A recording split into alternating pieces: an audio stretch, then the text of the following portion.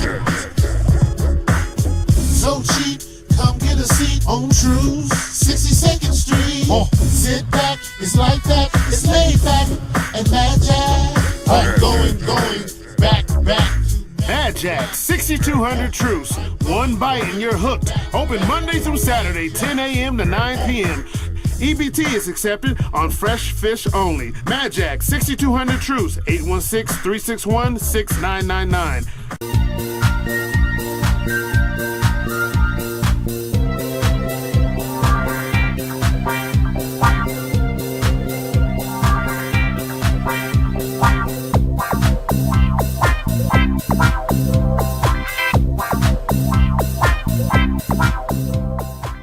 What's up, Kansas City? Today we have a very distinguished guest with us today, one of Kansas City's own and finest, Mr. Ossco Bolton. Hey, how you doing now? I'm doing well. How you doing today, brother? Man, I'm doing pretty good. I'm hanging in there. You know, man, we've been around each other for a long time, man. We were down on 12th Street together with, man. And I really had big dreams and aspirations for that deal, but I don't think nobody saw the picture. But then we all got a little scapegoated down there a little bit. Well, you know, life go on. You know, they call them life lessons. Life lessons. Yeah. Same old coffee, same old grind, right? You know, and you use them to gain wisdom. That's right. There you go. But anyhow, you are Ossco Bolton, and you have an organization called what? The organization is called P.O.S.E. P.O.S.E. Okay, so the organization is called P.O.S.E. So why don't you tell the folks out there in the Kansas City area and across this nation, who is Ossco Bolton? Well, Ossco Bolton is a young African-American male who has I just have a movement for young people, and that's really what it's about, man. I grew up in Kansas City all my life, Kansas City, Kansas, and Kansas City, Missouri. Went to high school on both sides and elementary school on both sides of the river, so that's just, you know, who I am, and I'm born and raised here. So I have a Passion. A strong passion for rebuilding my community and my city. I was involved, got caught up in the gangs, you know, in my teenage years. And a lot of the family structure fell apart when I was in about the 6th grade, so due to crack cocaine.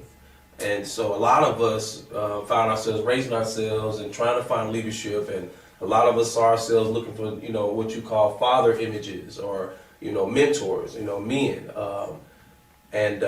So it took us down a bad path, man, because when the brothers came in from places like California, they pretended to have love for us, but it was only to use us. So a lot of us had to find our way, and through that experience and things that happened in Kansas City, it made me want to look at how can I give back after destroying so much. That's where P.O.S.E. came in 1995. P.O.S.E. stands for Peers Organized to Support Student Excellence. And it's about peer leadership, academic leaders, athletic leadership, and what we call grassroots or known as gang leaders. We bring them together, and that's what forms the P.O.S.E. And every member has to mentor, and it's mandatory. We adopt elementary schools, and we take the high school students to those elementary schools to mentor. We teach them peer mediation, we teach them leadership development, we teach them life skills, social skills, and then we give them a platform to actually use it. In other words, I tell people all the time, don't teach me how to tie my tie unless you're going to set up an event for me to actually wear that tie. You know, so that's what we do for our young people. Now, you have family. Yes. Tell us about your family.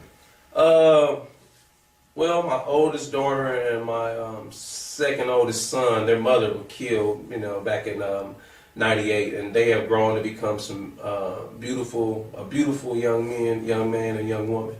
My daughter is now 21. My son, he's 19 this year, and you know, I'm proud of him. My son graduated in May, and you know, he's moving forward.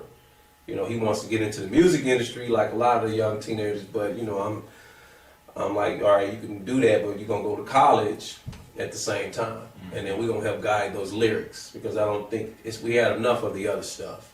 Right. And what about your daughter? My daughter, she's working, and she starts school up in August, so I mean, she's doing good. Where is she going to school? Our school? She will be going to Longview. So very yeah, good. I'm proud of her. You know, it's a slow start, but you know. That's right. Yeah, and the one thing about our community is we lose loved ones all the time, and we don't get therapy. You know, I tell people, you know, you look at places like Holloman, we had therapists coming in from all over the world to help the youth, and we lose young people every day in the inner city, in the urban core, and our young people don't go to any type of therapy. Mm-hmm. They don't go see the psychologist. You know, so they just walk around holding this stuff, and then we angry at them because they walk around with attitudes, but they hurt, they've been abandoned. So we just have to let them know they are special, they have value, and they have something to offer. Okay. You got an event coming up on April the 6th, 2013. Why don't you tell us about that event? The event I have coming up is the Healthy and Drug-Free Living. I'm doing a Champions Leadership Breakfast, and it's going to be hosted by Floyd Mayweather Sr. I'm excited about it. It's we've been around, this is our 18th year doing the P.O.S.E program, and we've never done a fundraiser. We've never celebrated, and so this is our first year that we get to celebrate, you know, P.O.S.E. Over 4,000 young people have come through P.O.S.E's arms, and so I'm excited about this event. It's going to take place at Arrowhead Stadium from 8 a.m. to 10 a.m. So it's a 2-hour event, and we're going to have live music, plenty of food, great speakers, and a lot more. So it's going to be something that I think Kansas City's going to talk about. And that's going to be April the what now? April the 6th. And where about? At Arrowhead Stadium. Okay, and that's at what time? That's from 8 a.m. to 10 a.m. 8 a.m. to 10. Why don't you explain this, that 8 a.m. to 10 p.m. 10 a.m. Yeah, 10 a.m. It's the breakfast. It's a leadership breakfast, and it's actually a fundraiser and award ceremony, and it's going to take place. It's just a 2-hour event. You come out, have a good time, network. Opportunities out there. We're going to have booth space, so it'll be a lot of other companies and organizations out there, really, you know, informing the community about here we are. We support stuff like this, different schools. And so I think people are going to have a good time, man. You'll see folks you know, and you get to meet new folks that you don't know. Well, who is Roy Merriweather? Floyd Mayweather Floyd. Sr. is the dad of Floyd Mayweather Jr., the boxer, champion boxer. So he's coming out, man, and it's almost like that's his twin, man. If you see him, man, he's a very, really grounded man. And I love about him, he's real old school, you know.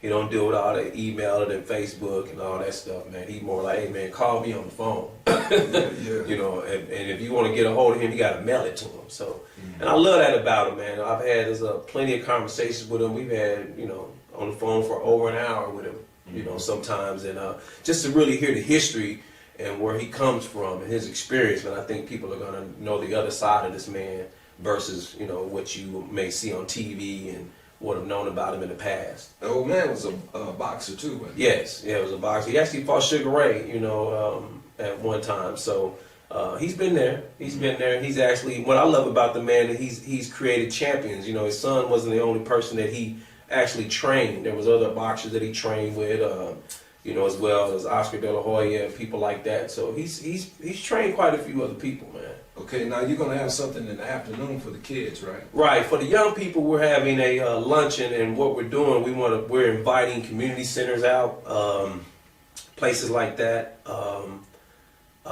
and what we're doing is getting companies and businessmen to actually pay for those young people. You know, either purchase a table for them, or you know, sponsor a couple of young people, or a young person. It doesn't matter. We don't want the young people to have to come out of pocket for it. And how much is the cost?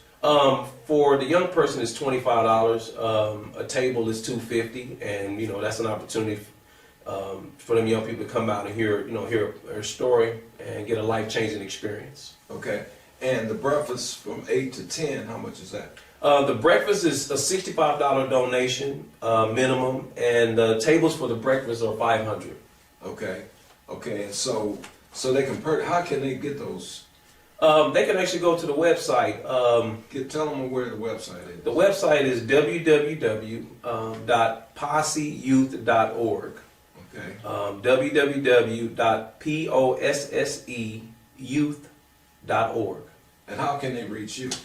I can be actually reached at 816-200-7790. Okay.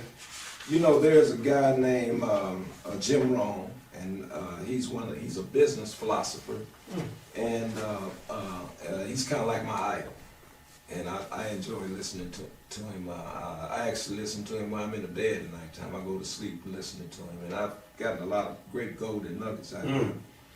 And I want you to just give our audience your interpretation of it.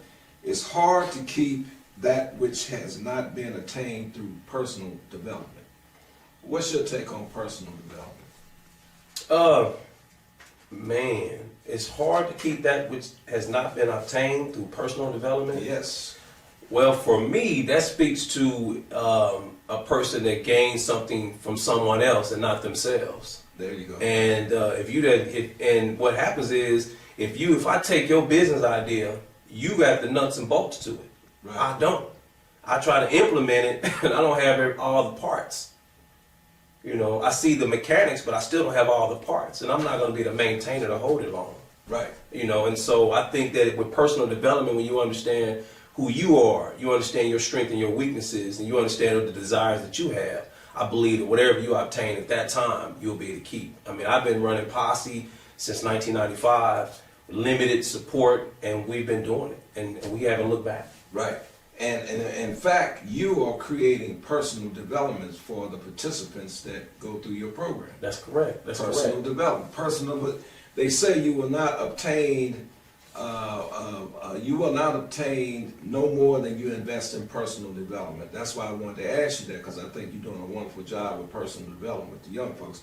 Thank you. Another statement is, it's not what you get by tricks that counts. It's not what you get by demanding that counts. It's what you get by productive performance that counts. That's correct. That's correct. And talk about that a little bit. Well, because some of our young people think they can get stuff through tricks. That's the reason why I'm asking you. Well, I mean, hey, that goes for the adults too. Yeah. You know, when you're trying to trick a young person into getting an A instead of having helping them personally develop themselves to want an A, it's two different things. Yes. And a lot of our young people don't know exactly not only who they represent, but what they represent. Mm-hmm. And a lot of our youth don't know who they are. So if I think I'm a Crip or a Blood, and you try to teach me leadership, it's not gonna work. Mm-hmm. First of all, you have to break me down to get me back to being who I am. I'm not T-Lo, I'm Thomas. You know, so you have to make me realize I'm Thomas. And when you give me an identity, that identity attaches to somebody else. My mom, my dad, my grandma, my grandpa, a family. Now that I have that consciousness, now it's my desire to say, okay, how is what I'm doing going to affect the people that I say I love and care about? So now it's getting them to think about things. Mm-hmm. You know, when we do groups, we always ask one question with two parts. If you could change one thing that happened in your past, what would it be? And if you could change two things about yourself physically, what would that be? And the young people have to sit there and think. And I ask those questions because in phase one of P.O.S.S.E is breakdown. I'm not going to teach you anything until I break you down. I need to know exactly where your thinking is. What's your level of awareness? And young people ask the question, and you know where they are. The boys always, I wish I was bigger, taller, could run faster. You know, they want that almost like the Superman thing. Mm-hmm. The girls is all about, a lot of times, their hair and their body or their face. Oh, I wish I was 3 shades lighter, or I wish I was smaller, or I wish I had naturally curly hair. So you get an idea of how the girls think and where they are with themselves. Mm-hmm. I had a young lady tell me that what she wanted to change was her attitude. Mm. Good answer? That's a good answer. Good, but it was too broad. And I said, well, what caused your attitude? And mind you, this young lady would cuss out everybody in the school. Mm-hmm. And I said, well, what caused your attitude? You can't change attitude. You can change what caused it. She had been molested by several family members from 5 years old till she was like 15. Mm. Men that she trusted, well, I don't call them men, males that she trusted to be there to protect her were actually there hurting her. And that took a mental effect on her psychologically. So she would get into her boys real quick. The boys couldn't hardly touch her without her unleashing words on them. And a lot of them hated her, you know. And so they had her tagged. But she's been in that building 3 or 4 years. I come along in less than 30 minutes, and she gives me all this information. And so what we did was we had her look at, I always tell young people this, all of us gonna go through something. And the things that you overcome are like WWF belts. Whatever you wrestle and win, you could put that on the wall. Because I said you're going to become a mother. And you better show your daughter all the things that you overcame. From drugs to alcohol, whatever it is, you can overcome those things. And that's where your power is, you know, all the time. Mm-hmm. So one of the pieces that I look at, you know, and this is my last thing, one of the things that I look at, and I tell young people all the time, is we have to have a focus to know that the things that I do today will affect my generations after me. And then when you leave this place, what have you left? When you leave, what have you left? What are we going to be able to say about you? What legacy did you leave or build before you left the place? And so that's always important for me. Let me, you heard it best from Ossco Bolton with P.O.S.S.E. Tell the audience out there when your event is and where it's going to be and the time and the cost. The event is going to be April the 6th at the Arrowhead Stadium. It's from 8 a.m. to 10 a.m. The cost is $65 for individual tickets, and tables are $500. We also have limited booth space available for companies and organizations, and that's $500. And then we're having a luncheon that afternoon in the same location, Arrowhead, for the young people. So if people want to purchase a table for a young person, for a group of young people, that's $250. Or if you want to just pay for an individual, that's $25. That's good. You know what, ladies and gentlemen, you heard it best today from Mr. Ossco Bolton. He's with P.O.S.S.E.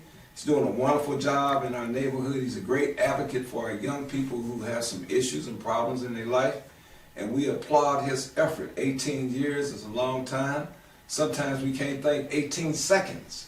But he's done it for 18 years. And, you know, God bless you, man. I keep up the great work in our community, appreciate man. That. And, you know, always, you know, keep up the good work. Ghetto Gold, man, the choice is ours, right? That's right. It's like 20. Bernard Powell, late great Bernard Powell. We'll give him some ups this morning. But, you know, I'm reminded of my experience as a young person, and I belonged to the Cub Scouts. I was in the Cub Scouts, and I was always taught by Mrs. Ward. Mrs. Ward, she lived at 23rd and Prospect, right there, some duplexes right off of 23rd Street. And we had a pack at Ward Chapel AME. And so I was part of a posse. And they taught us a few things, and one of the things that they taught me that I never shall forget is to look sharp, is to be sharp, and what's up, Kansas City, and thank you very much. Have a great day.